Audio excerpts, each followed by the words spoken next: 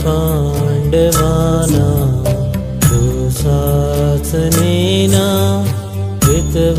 धृतवस्त्रकेशा कृष्णा तदा क्रोशदनन्यनाथा गोविन्द दामोदर माधवेति श्रीकृष्ण वैष्णो मधुकैटभारी भक्तानुकम्पिन् भगवन् मुरारी ध्यायस्व मां केशवलोकनाथ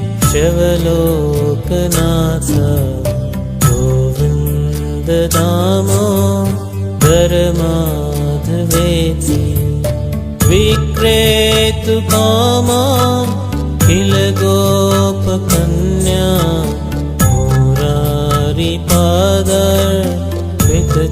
मुरारिपादर्पितचित्तवृत्ति दद्यादिकं मोहवशादभोच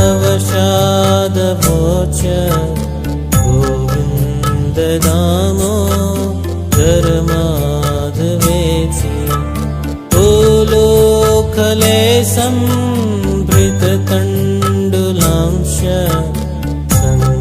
सङ्घटयन्तो मुसले प्रमुग्धा गायन्ति गोप्यो जनितानुरागा गोविन्द दामोदर माधवेति काचित्कराम्भोजपुटे निषण्णं क्रीडाशुकं किं शुकरक्ततुण्डम् अध्यापयामास सरोरुहाक्षी गोविन्द दामोदर माधवेति गृहे गृहे गोपवधूसमूह प्रतीक्षणं पिञ्जरसारिकाणां स्खलद्गिरं वा जयितुं प्रवृत्तो गोविन्द दामोदर माधवेति गोविन्द दामोदर माधवेति गोविन्द दामोदर माधवेति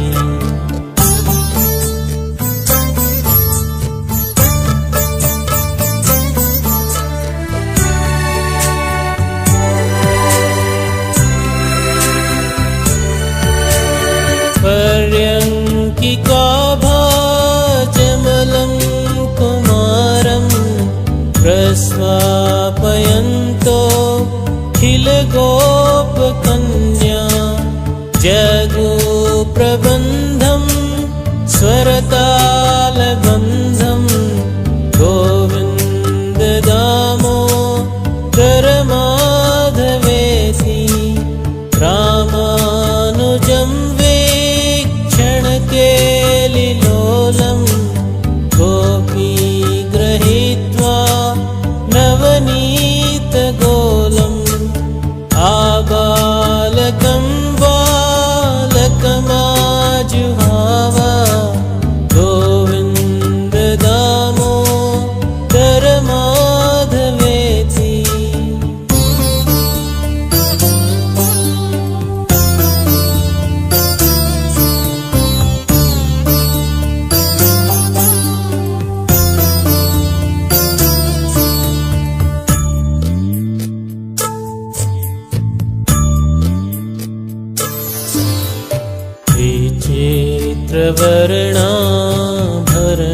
विचित्रवर्णाभरणाभिराम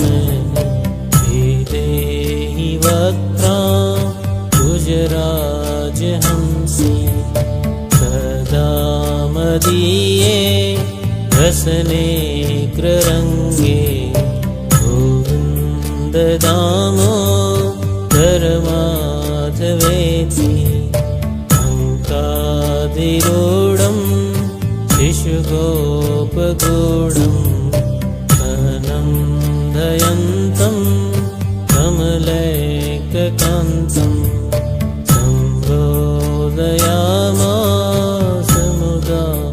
यशोदा गोविन्द दामोदर माधवेति क्रीडन्तमन्तर्वृजमात्मजं स्वं समं वयसे पशुपालबाले प्रेम्णा यशोदा प्रजुहाव कृष्णं गोविन्द दामोदर माधवेति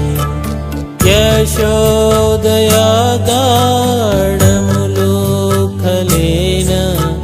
गोकण्ठपाशेन निबध्यमाना क्रूरोदमन्दं नवनीतभोजी गोविन्द दामोदर माधवेति निजाङ्गने कङ्कणकेलिलोलं गोपी गृहीत्वा नवनीतगोलम्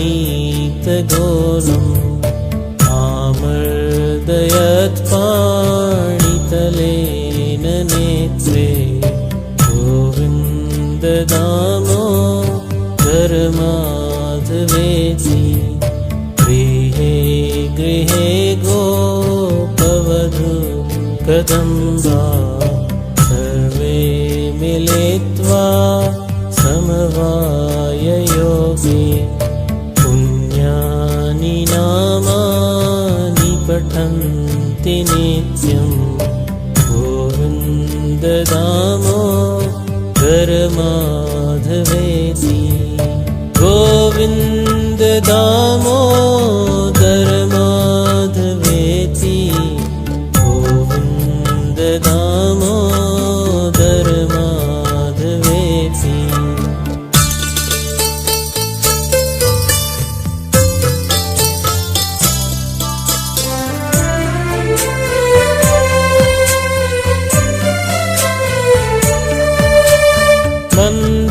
मन्दारमूले वदनाभिरामं बिम्बाधरे पूरितवेणुनादं गोपगोपी जनमध्य संस्थं गोविन्द दामोदर माधवेति उत्थाय गोप्यो पररात्रभागे स्मृत्वा यशोदा सुतबालकेलिं गायन्ति प्रोच्ये दधिमन्थयन्त्यो गोविन्द दामोदर माधवेति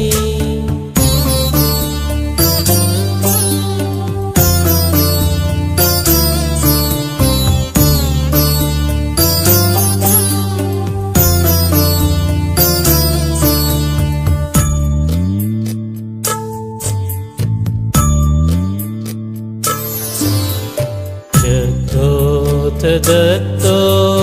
नवनीतपिण्डो गृहे यशोदा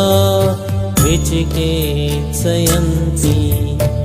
उवाच सत्यं वद हे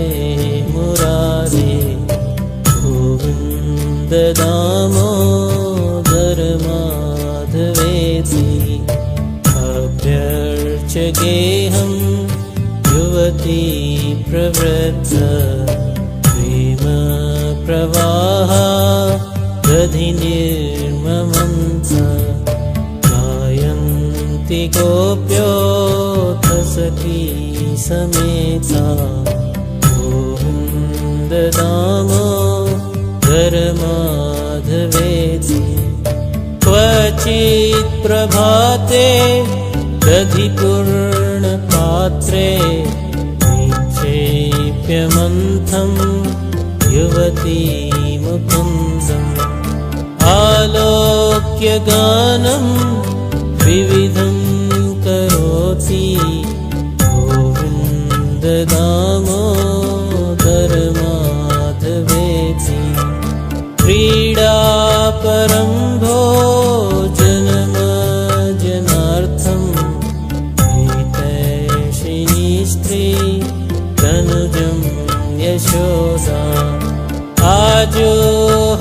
राजोहवत्प्रेम परिप्लुताक्षी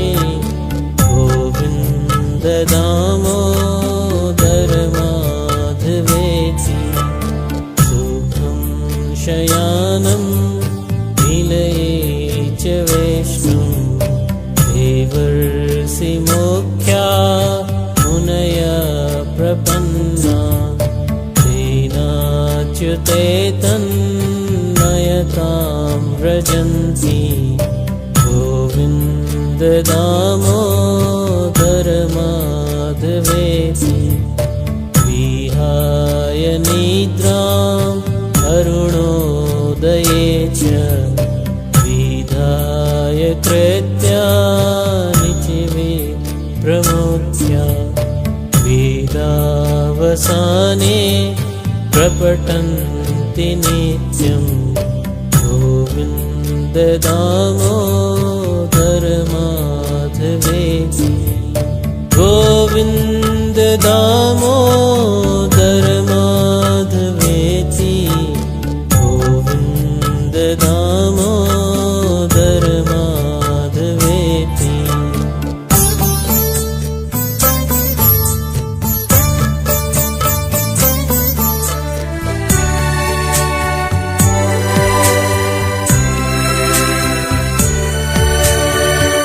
वृन्दावने गोपगणाश्च गोप्यो विलोक्य गोविन्दवियोगखिन्नां राधां जगुसाश्रुविलोचनाभ्यां गोविन्द दामोदर माधवेति प्रभात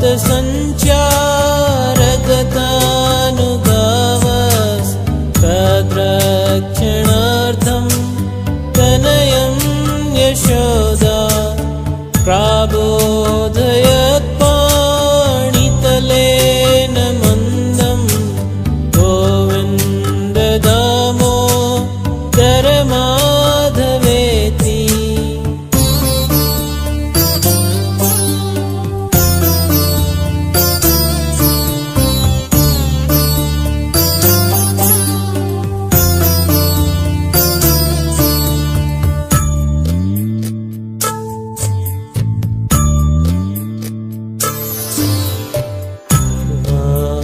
शोभा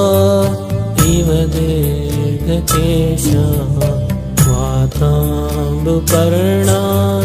शनपूतदेहा मूले तरुणां मुनयः पठन्ति गोविन्द दामोदर माधवेति एवं ब्रुवाणा विरहातुराभृशं व्रजस्त्रिय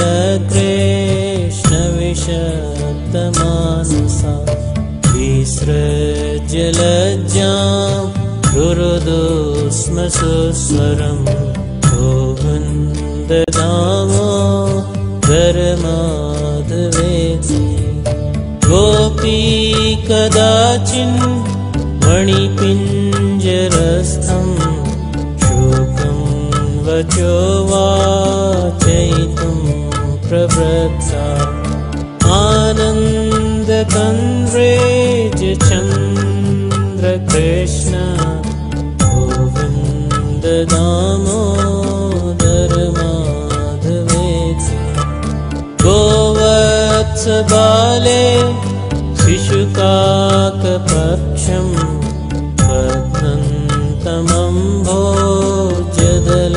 बध्नन्तमम्भोजदलायताक्षं उवाच माता चिबुकं गृहीत्वा गोविन्द दामोदर माधवेति प्रभातकाले वरवल्लभोऽखा गोरक्षणार्थं धृतवेत्रदण्डा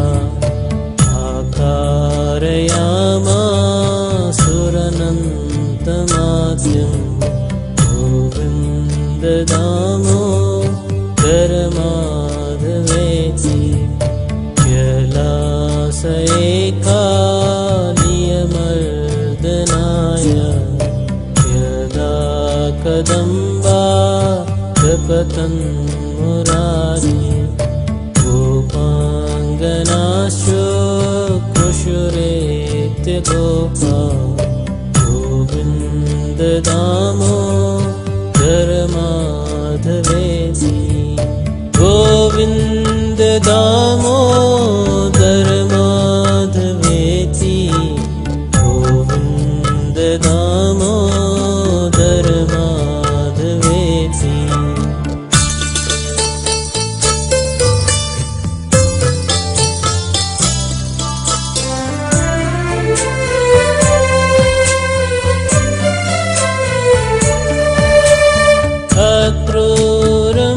अक्रूरमासाद्य यदा मुकुन्द शापोत्सवार्थं मथुरां प्रविश्य तदा स पौरे जयतीत्यभासी गोविन्ददामोदर माधवेति कंसस्य दूतेन यदेव नीतो वृन्दावनान्तात् वसुदेवसूनु रुरोद गोपी भवनस्य मध्ये गोविन्ददामोदर माधवेति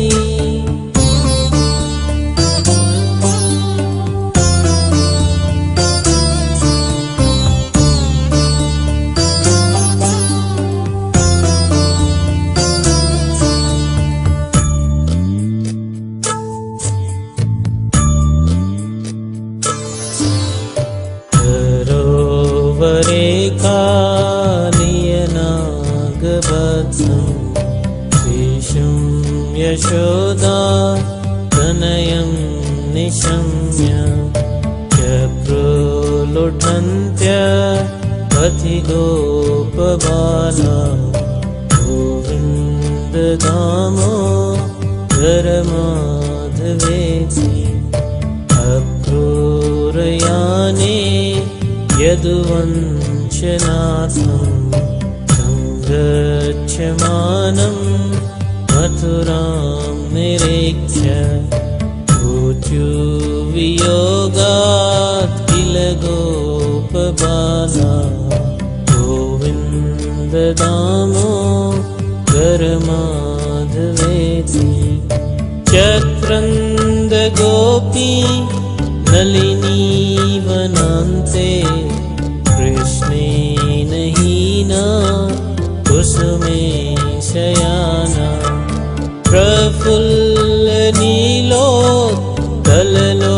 प्रफुल्लनीलोत्कललोचनाभ्यां गोविन्ददामोदर माधवेति माता पितृभ्यां परिवार्यमाणा गेहं प्रविष्टा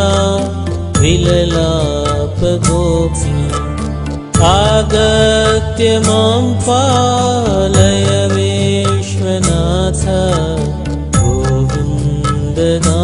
गोविन्ददामोदर माधवेति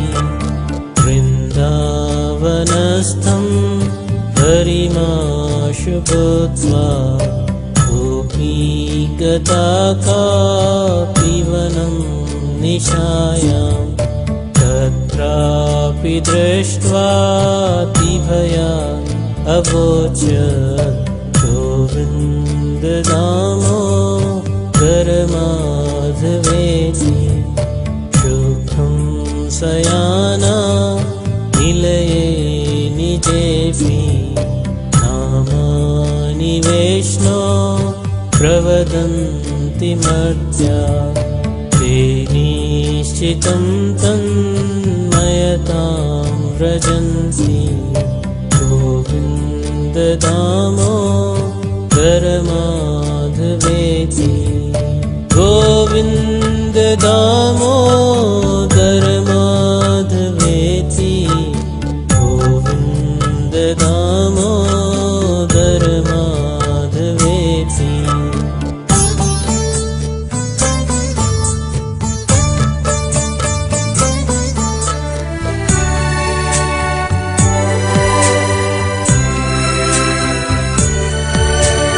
सा नीरजाक्षिम्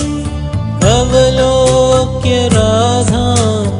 रुरोद गोविन्द वियोगखिन्नां सखी प्रफुल्लोत्पललोचनाभ्यां गोविन्द दामोदर माधवेति जीवे रसज्ञे मधुरप्रियत्वं सत्यं हितं त्वां परमं वदामि आवर्णयेथा मधुराक्षराणि गोविन्द दामोदर माधवेति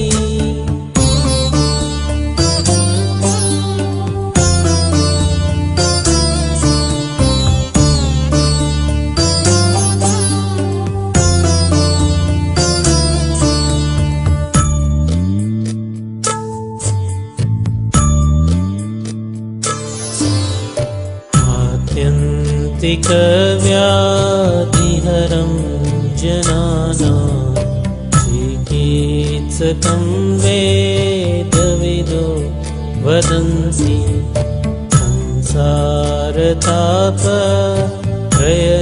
संसारतापत्रयनाशबीजं गोविन्द दामोदर माधवेति ताताज्ञया गच्छति रामचन्द्रे लक्ष्मणेरन्यचये जग्वन्द रामस्य निजा जनेत्रे गोविन्द दामोदर माधवेति एकाकिनी दण्डककाननान्ता सनीयमाना दशकन्धरेण सीता तदा क्रन्ददनन्यनाथा गोविन्द दामोदर माधवेति रामाद्वियोक्ता जनकात्मजा सा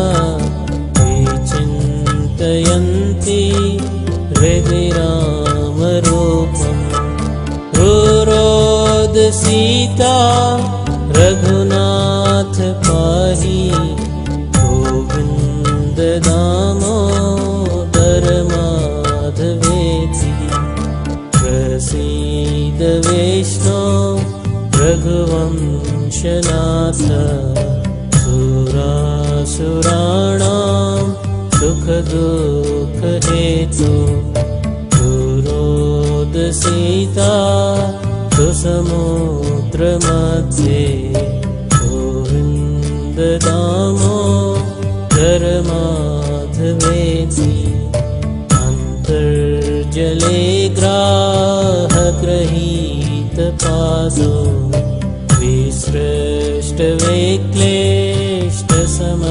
विसृष्टविक्लिष्टसमस्तबन्धु तदा गजेन्द्रो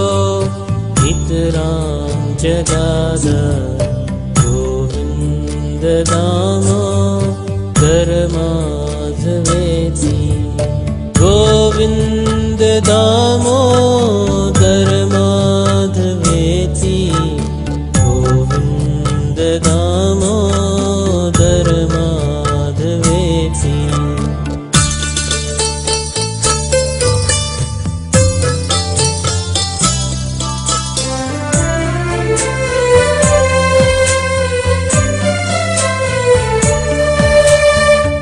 हंसध्वज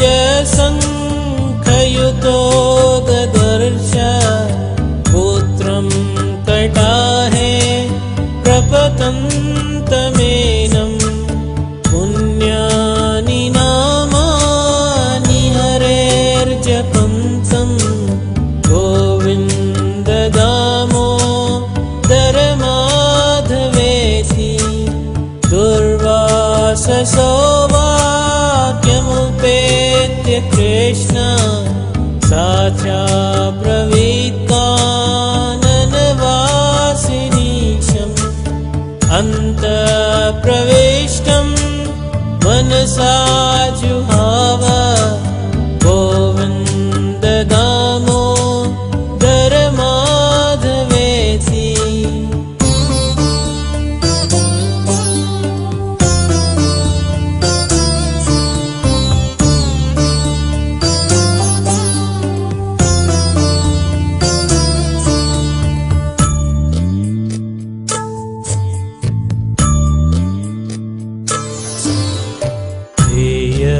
सदा योगिभिः चिन्ताहरश्चिन्तितपारिजात कस्तूरिकाकल्पितनीलवर्णो गोविन्द दामोदर माधवेति संसारकूपे पतितोऽत्यगासे मोहान्धपूर्णं विषयाभितप्ते करावलम्बं मम देहि वैष्णो गोविन्द दामोदर माधवेति त्वामेव याचे मम देहि जीवे समागते दण्डधरे कृतान्ते वक्तव्यमेवं मधुरं सुभक्त्या गोविन्द दामोदर माधवेति भजस्व मन्त्रं भवबन्धमुक्ते जीवेरसज्ञे सुलभं मनोज्ञम् द्वैपायनाद्ये मुनिभिः प्रजप्तं गोविन्द दामोदर माधवेति गोपालवंशी धररूपसिन्धु लोकेश नारायण दीनबन्धो पूज्यस्वरेस्त्वं वद सर्वदेव गोविन्द दामोदर माधवेति जीवे सदैवं भज सुन्दराणि नामानि कृष्णस्य मनोहराणि समस्तभक्तार्तिविनाशनानि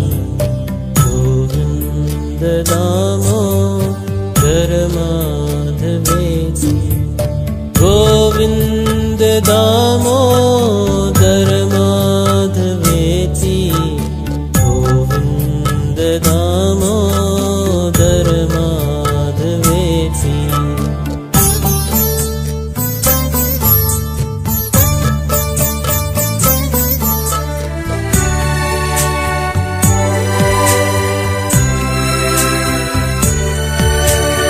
गोविन्द गोविन्द हरे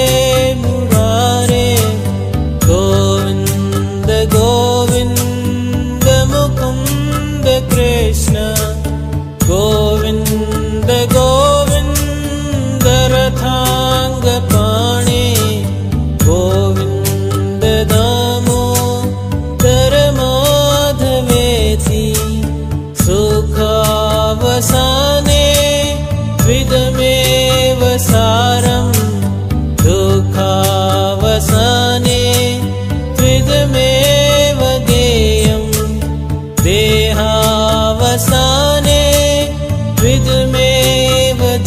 वाक्यं गोविन्द दामोदर माधवेति।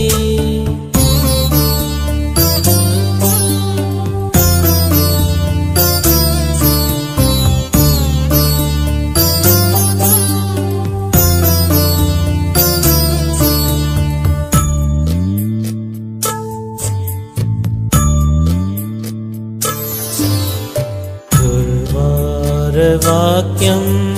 परिगृह्य कृष्ण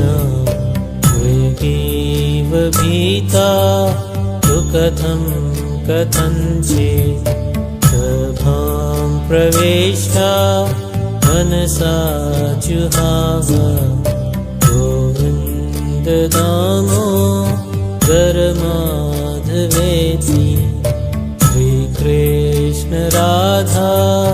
वर गोकुलेश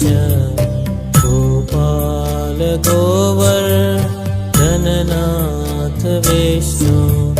देवे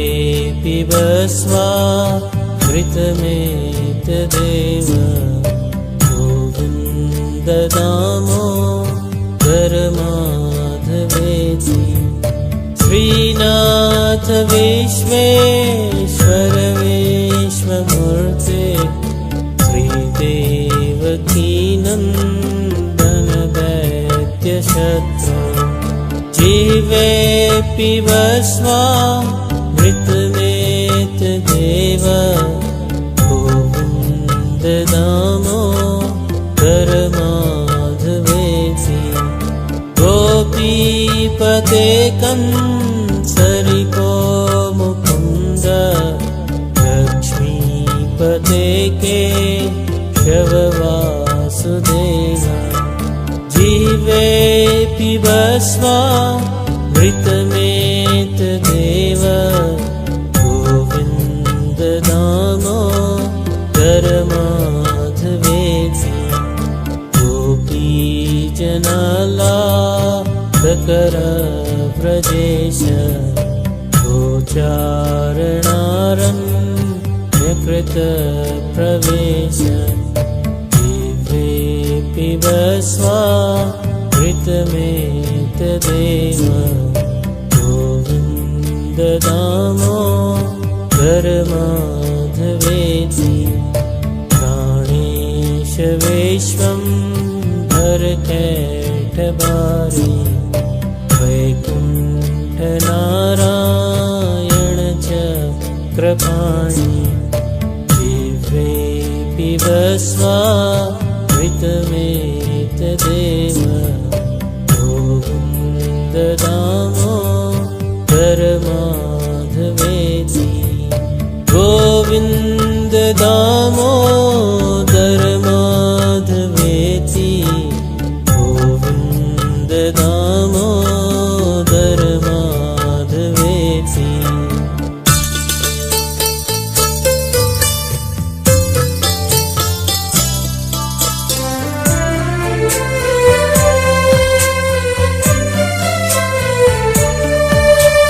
हरे मुरारे मधुसूदनाद्य श्रीराम सीता वर रावणारे जीवेऽपि वस्वामृतमेतदेव गोविन्द दामोदर माधवेति। श्रीयादवेन्द्राद्रिधराम्बुजाक्ष गोप गोपी सुखदानदक्ष जीवेऽपि वस्वामृतमेतदेव गोविन्द दामोदर माधवेति।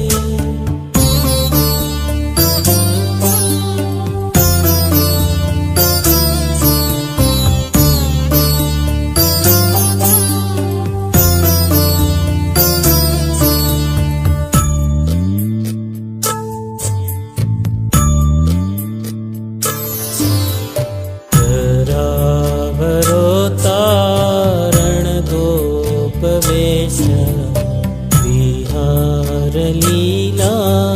कृतबन्धुशेष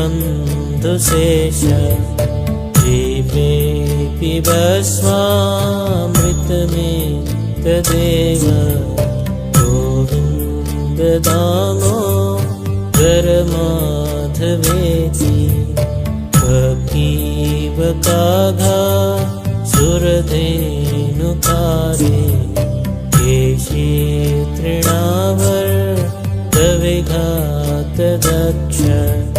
जीवेऽपि भस्मामृतमेतदेव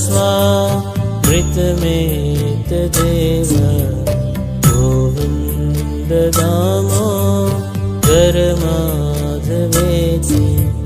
श्रीजानकी जीवन रामचन्द्र निशाचरारे भरताग्रजेश जीवेऽपि भस्मामृतमेतदेव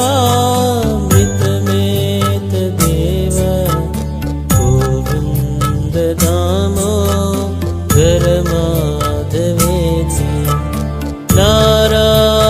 नारायणानन्द हरे नृसिंह प्रह्लादबाधा हर हे कृपालो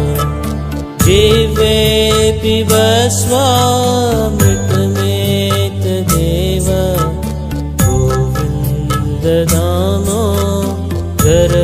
गोविन्ददामोदरमाधवेति लीलामनुष्या कृतिरामरूप प्रतापदासी कृतसर्वभूत जीवेऽपि भस्मामृतमेतदेव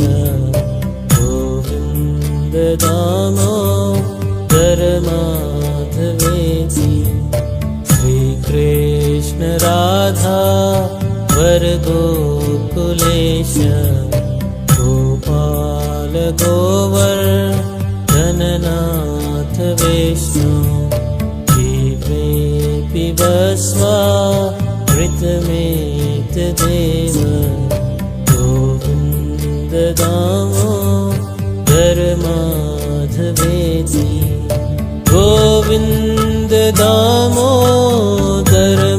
गोविन्ददामोदरमाधवेति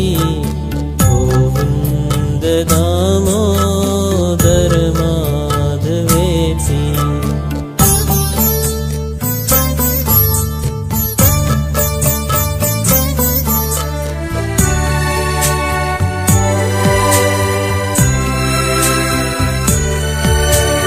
वक्तुं समर्थोऽपि न वक्ति कश्चित् अहो जनानां व्यसनाभिमुख्यं जीवेऽपि भस्मामृतमेतदेवं गोविन्ददामोदरमाधवेति गोविन्ददामोदरमाधवेति गोविन्ददामोदरमाधवेति गोविन्ददामोदरमाधवेति